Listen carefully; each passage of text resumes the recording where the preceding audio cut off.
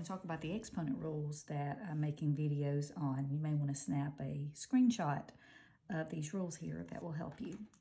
If you have a product problem, multiplying, and the bases are the same, you add the exponents. Here's an example of that. Now, all of these have not been evaluated. They've just been left with exponent answers.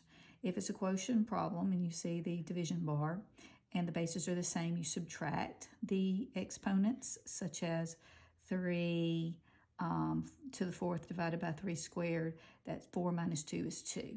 For the power, when you raise a power to a power, this is when you multiply the exponents, m times n, such as 4 squared raised to the third power, 2 times 3 is 6. So 4 to the sixth.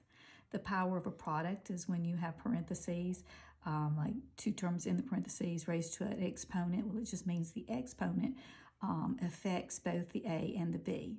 For instance, this 2 times 3, the 5 is affecting the 2 and it is affecting the 3. Of course, that could be evaluated out, but that's how it begins.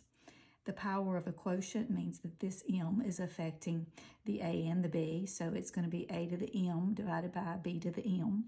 An example would be that this 1 and 4 both being affected by 2, so that's 1 squared and 4 squared.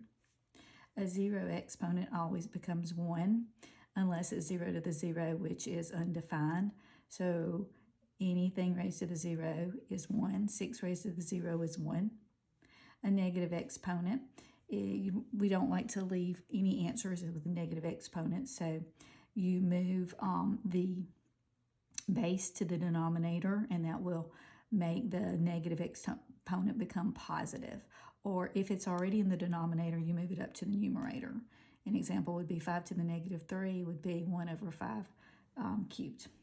For the fractional exponents, a to the fraction 2/3, well, this is the index. The denominator goes in front. That is what root you're taking, and then the numerator is what you're taking the base and which power you're using for that base.